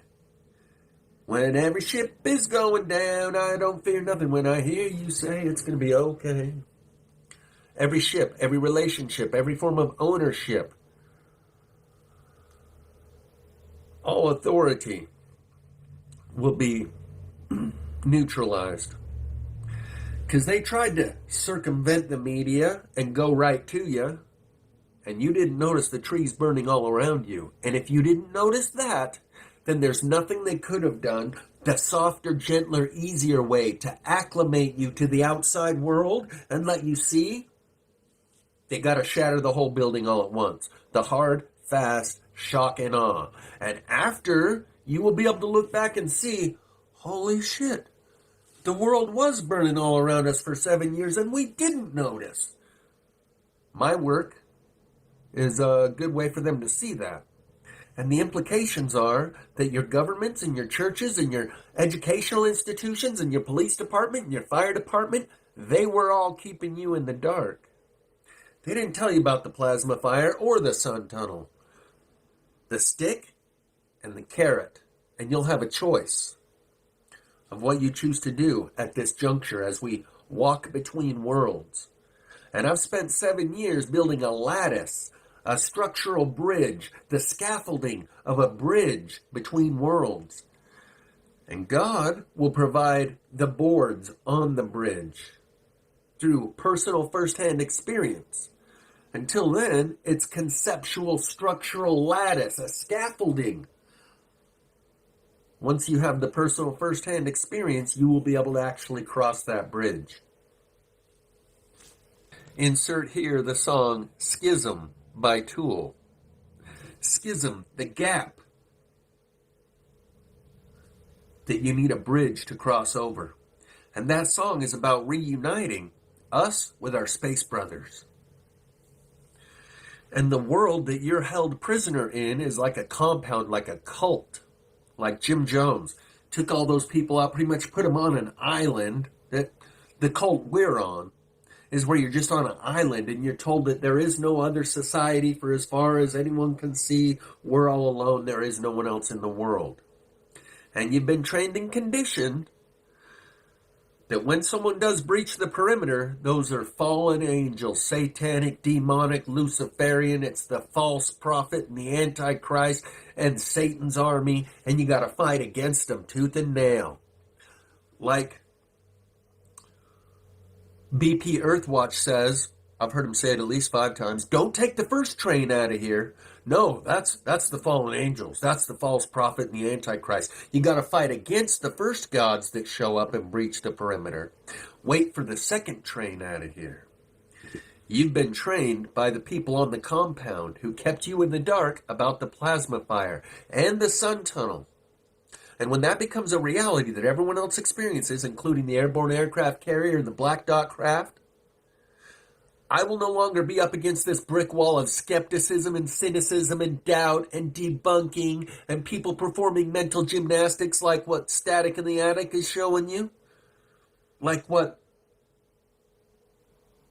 geoengineering Dane Wigington is saying over there on Brush Junkie's channel. Oh, those trees burning from the inside. But that's just because they're dry. It's just parched. Yeah, it's just dehydrated, so it dies on the inside, and a spark makes its way in there and burns its way up through the middle, and then it creates a chimney effect. That's why the trees burn from the inside. Once you are shattered, your paradigm is shattered. You'll be very malleable, very receptive. Until then, it's like pouring water on a sponge that's already full. And at this point, you're receiving information from so many directions, it's just noise. But soon, you'll be able to hear a pin drop, and everyone will be silent, and be still and know that I am God. And my elixir that I have on the shelf won't be surrounded by 1,000 bottles of snake oil. And then I'll have a captive audience who hangs on my every word, because it will be self-evident. They've been working with me, I've been working with them. The only choice you'll have is whether or not that's the devil Jeff's working with, or if they're benevolent, and you can judge us by our fruits. And what I've done, and the qualities of character that I've demonstrated, which is what they are cultivating. A consciousness full of people that are worth living with, in a world that is worth living in. And you will see, by the self-evident truth, that those institutions that trained you to fight against your liberators when they breached the perimeter, angels on the sidelines again. Those institutions that gave you the programming manual you call the good book, that trained you to fight against whoever shows up, are the same ones that kept you in the dark about plasma fire and about the sun tunnel. When my 8 months of videos are restored, including the one that got my channel wiped of the sun tunnel, and it is self-evident truth to everyone else that that's real, they will see that not only were they working with me to try and get through to you, showing me these things, one person doesn't stumble across that many items that unravel reality, from plasma fire to the microchip, to the sun tunnel, to the airborne aircraft carrier, to the black dot craft. Clearly, I was being fed this information, like an intelligence agent who went in behind enemy lines onto Jim Jones's compound to talk to the people on the inside and say, okay, angels are on the sideline. When they breach the perimeter, don't defend Jim. You're already enslaved. They are here to liberate you and all of the rest of us.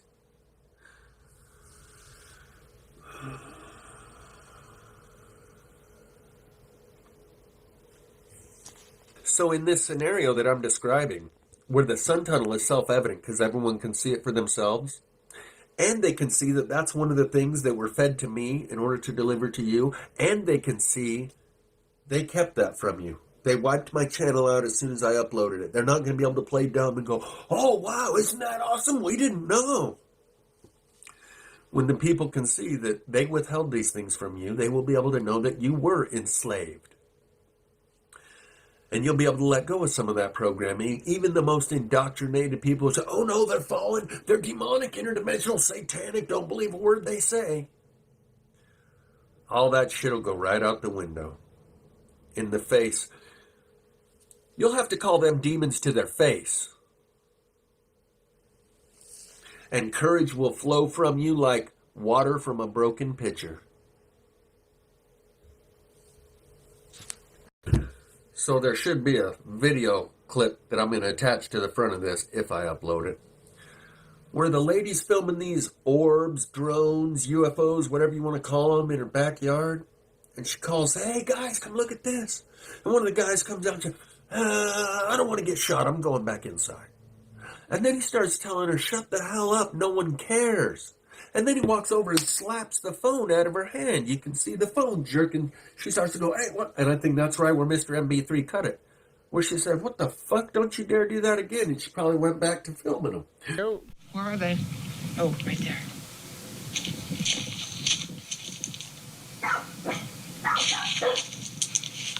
All right, my dog starts barking. I come outside. There's orange things. Actually, I looked out the window. There's orange lights. Just weird. Is going on? Oh man, I wish this camera was better at capturing this. So there are these things. Guys. Hey, come here. What are those? Because I just watched them come from over there. I saw them out the window and I was like, oh, what is that? Because they were bright orange. What's that? Is that a red one? Do you guys see these? Do you see them? I'm not getting shot. I'm going inside. Look, what the is that? That is not an airplane. Also, they are silent. Can you shut up? Holy I'm freaking the out, guys. Middle of the night on Christmas Eve. Go the inside. Are you seeing this? Nobody cares. Go inside. Everybody in the... It's all over the news. Everybody cares. What is that? I mean, I want a logical explanation. Is it a Chinese lantern? Is it a drone? Is it a... People are starting to ask questions. Mike. I mean, I want a logical explanation. Is it a Chinese lantern? Is it a drone? Is it a... I don't want to get shot. I'm going back inside. And then he starts telling her, shut the hell up. No one cares. And then he walks over and slaps the phone out of her hand. You can see the phone jerking. She starts to go, hey, what? And I think that's right where Mr. MB3 cut it. Where she said, what the fuck? Don't you dare do that again. And she probably went back to filming him. But that's right where MB3 cut the video. Right where the person went up and smacked her hand. Because he didn't want her looking at the unknown. That invades his comfort zone of the known world and reality as he's always experienced it. We all go through the 5 phases of grief: denial, negotiation, anger, depression, acceptance. And the grief that we're going to be feeling, usually this is associated with the loss of a loved one. The 5 stages of grief that you go through after someone dies. There's also preparatory grievance. When you see that grandma's getting so old she doesn't have much time left, you instinctively start distancing yourself from her before she dies. You start going through the motions of processing her death before she dies. Preparatory grievance.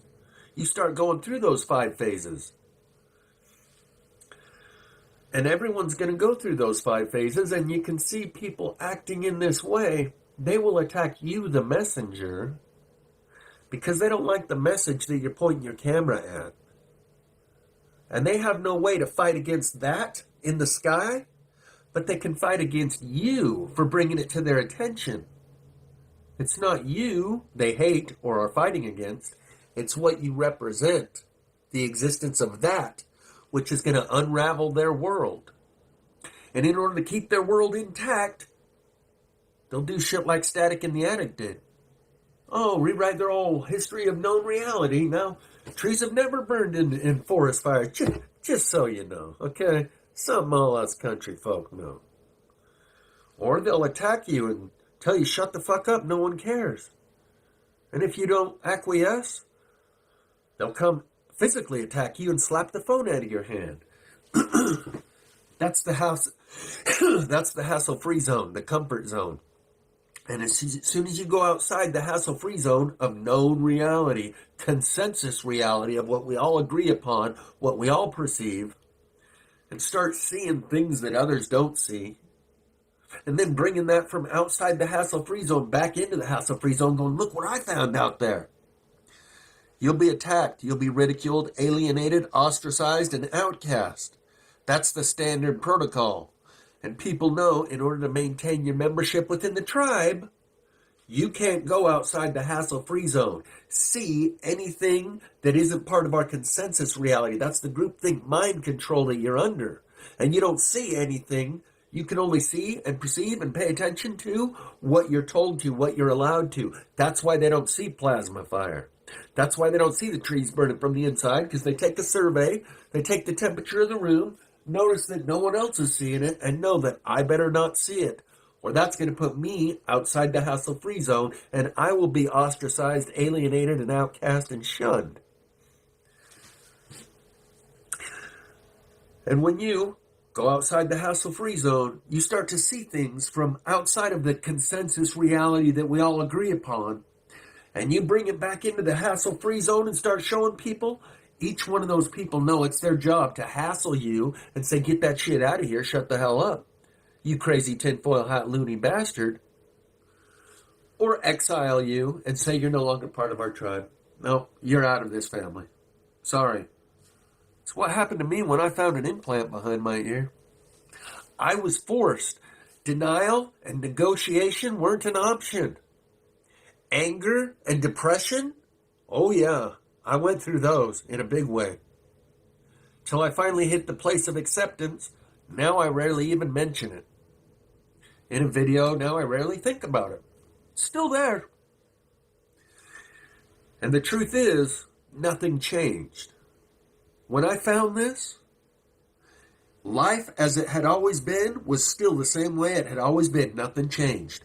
My perception of it, my acknowledgement, my recognition, and my awareness of it, that's what changed. And so it will be for all of society when they come to see things like the sun tunnel, the airborne aircraft carrier, the black dot craft, plasma fire. Going through those phases till you can reach a point of acceptance and acknowledge, okay, it doesn't actually change anything. Life is still what it's always been. It's a process that puts us into a completely different world of experience. Even though it's the same environment that it's always been, your perception of it changes so drastically, you're in a completely different world. You're witnessing and observing things so differently that you're experiencing a different experience. So you can be standing right there next to the guy next to you in the same environmental circumstances and witnessing and observing something different, having a completely different experience than the guy next to you, and you're living in two different worlds.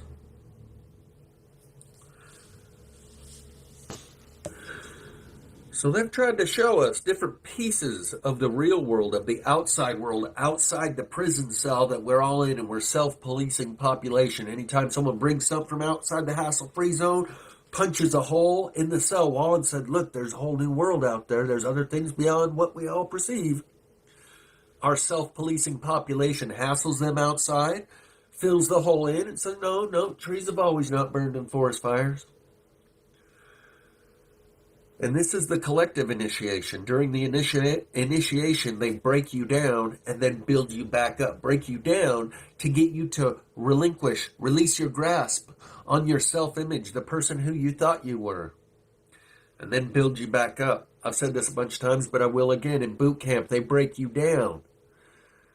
In a fraternity or a sorority during the initiation, they break you down during Hell Week when they haze the new pledges. In a gang, you get initiated by getting jumped in.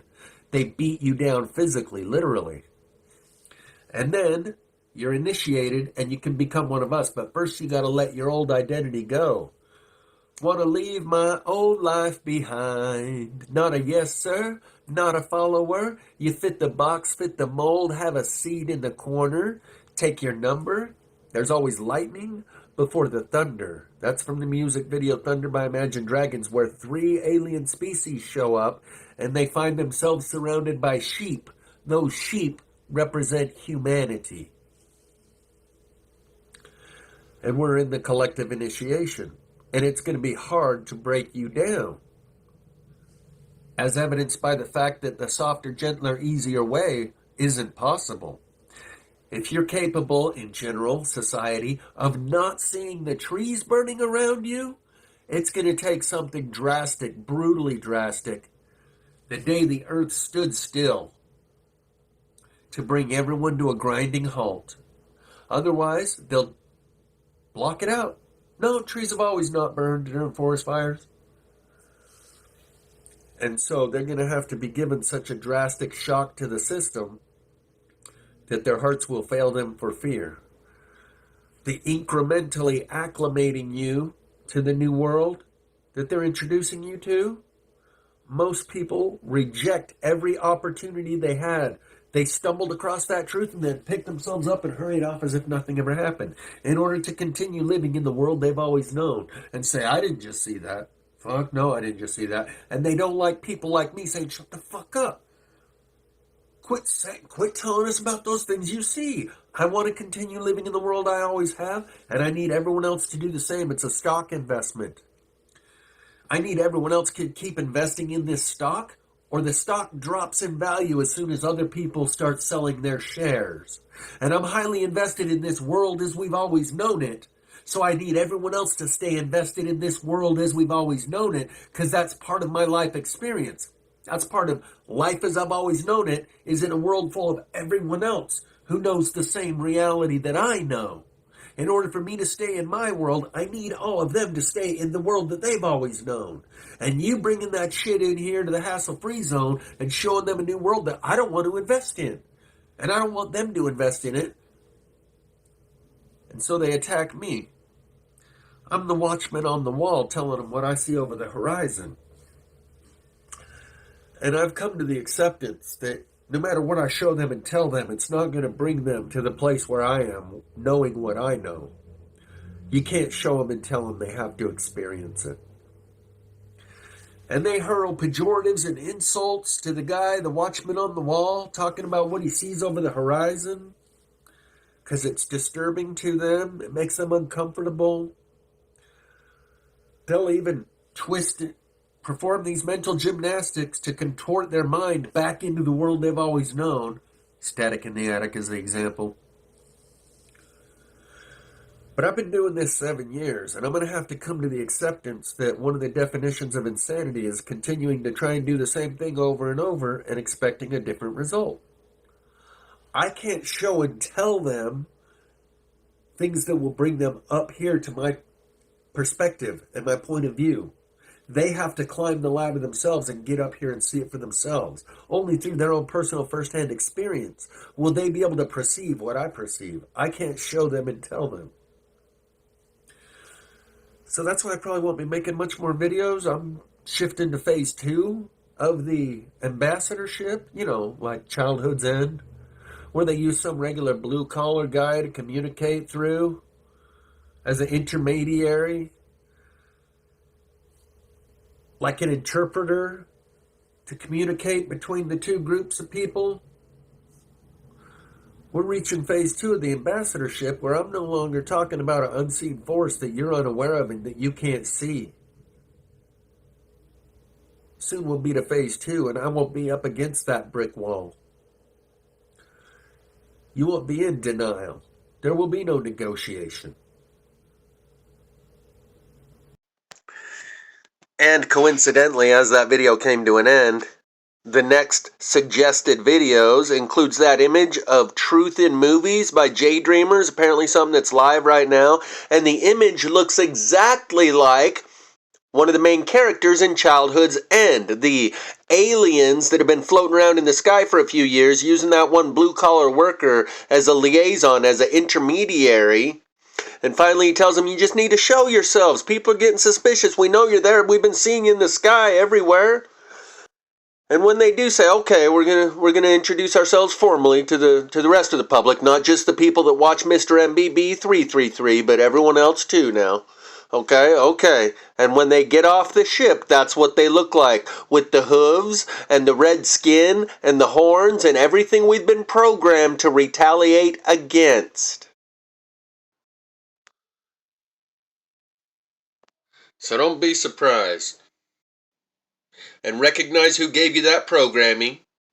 It was the plantation master who keeps you in the dark. You already are enslaved, under mind control, and your free will has already been circumvented. They keep you in the dark about the sun tunnel, the Black Dot craft, the airborne aircraft carrier, the plasma fire, the microchip population, and all the rest. Recognize who gave you that programming. And since we're already at 2 hours, coming up on it, I'll just leave this linked in the description. Blue Things Didn't Burn is a Tar Baby psyop, which is a video that I made quite a while back, over a year ago. And everyone can be like, you lizard-loving reptilian sympathizer, you're with us or you're with the enemy. I gotta pause it every now and then so I don't get a copyright strike. We show you're offering aid and comfort to the enemy.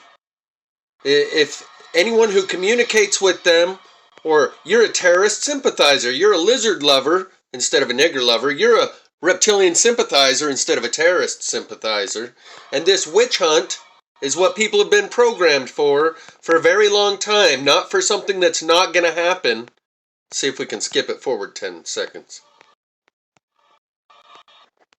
Actually, let's see if we can skip it back 10 seconds. Oh, he's got the vertical slit pupils and the horns and everything. Unbelievable! Okay, I better cut it out before I get a copyright strike, huh? You get the point. Childhood's end.